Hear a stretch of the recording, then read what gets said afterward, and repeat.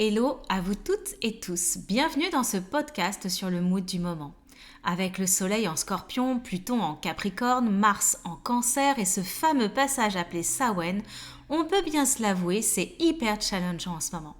Et justement, nous allons décortiquer tout ça et c'est justement dans ce chahut énorme de nos émotions et des énergies que nous vous proposons d'aller puiser toutes les clés de compréhension de ce que nous sommes invités à ressentir, à être et à transformer.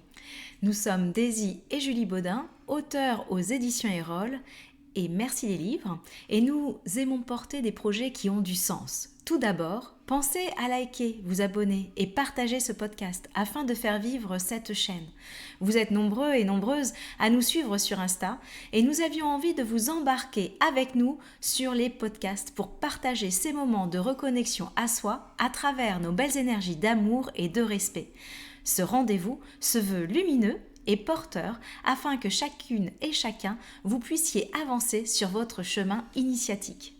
Alors, que nous dit cette saison de l'année et cette conjoncture astrale? Alors tout d'abord, il est essentiel de comprendre qu'en tant qu'être vivant sur cette terre, nous sommes soumises aux variations de ce cycle planétaire et plus particulièrement aux énergies des saisons. Et nous avons beaucoup à observer et à comprendre de cette saison automnale et de ce mois de novembre qui nous ouvre ses bras et son intensité énergétique.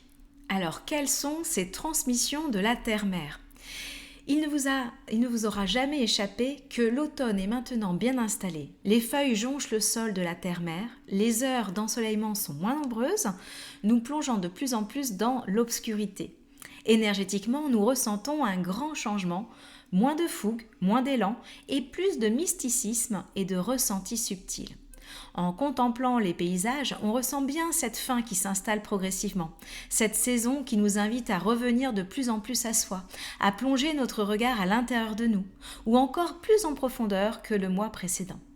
La Terre-Mère nous montre qu'il faut accueillir et accepter qu'après chaque période ensoleillée et lumineuse, il y a forcément une fin, une retombée des énergies, que la vie est cycle et impermanence. Les pluies qui sont nombreuses en cette saison nous rappellent également que nos émotions sont nos alliés. Elles mettent en lumière tout ce qui doit être regardé et conscientisé avec amour et compassion. Résilience, contemplation, transformation et dénuement sont les mots-clés de ce mois de novembre.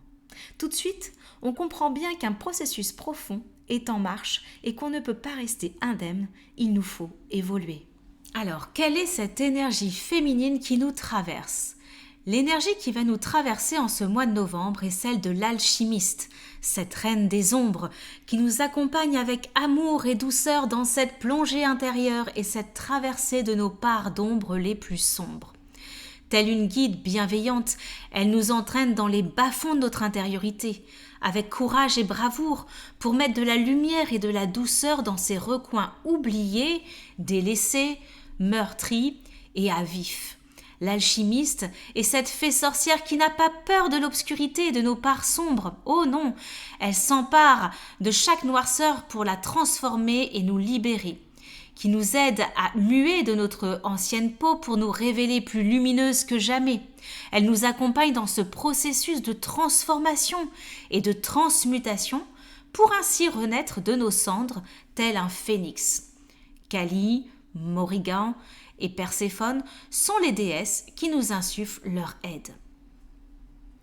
Mais quelles sont également les influences astrologiques du moment ?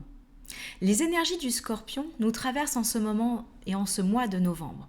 Signe d'eau, aimant les mystères et naviguant entre ombre et lumière, le Scorpion nous entraîne dans ses sagesses d'ombre et de lumière, dans les profondeurs de chaque ressenti, où il intensifie nos liens, nos compréhensions et nos émotions.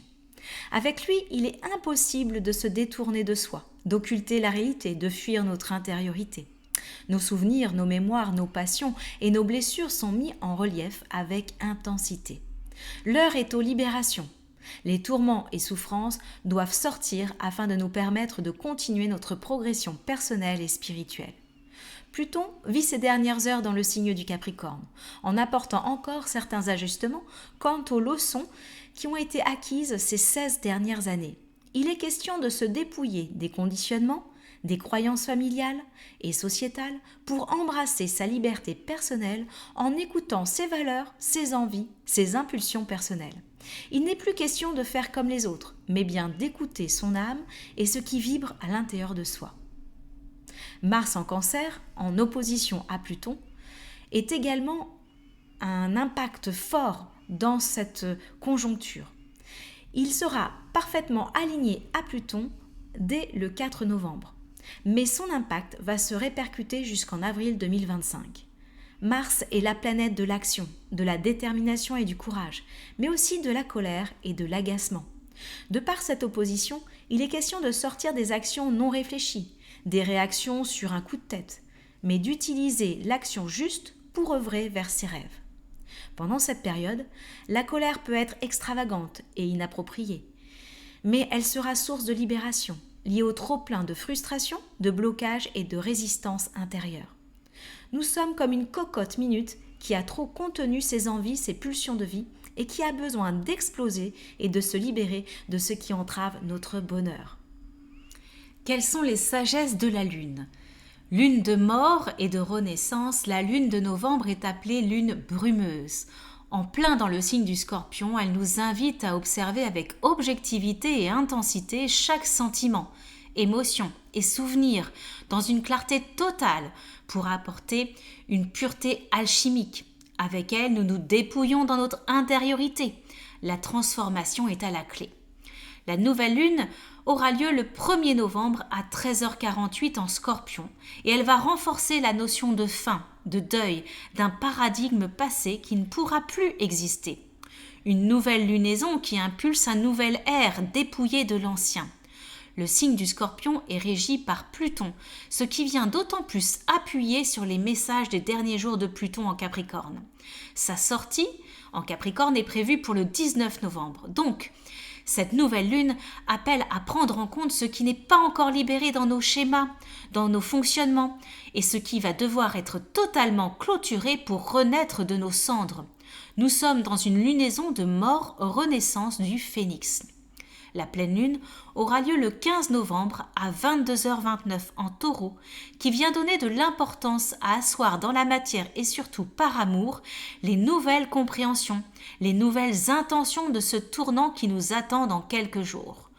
Toujours sur l'influence de Mars en opposition à Pluton, il n'est pas question de partir tambour battant, mais bien de mettre en place de manière juste et alignée avec nos rêves les nouvelles fondations de cette nouvelle vie, de ce nouveau cycle de vie. Ce qui est sûr, c'est que les émotions sont au cœur de cette période intense et même si elles peuvent être inconfortables, elles sont là pour nous guider à ne pas reproduire les mêmes schémas, les mêmes erreurs, par peur de sortir du cadre imposé par la société, par la famille ou encore par notre propre schéma de pensée.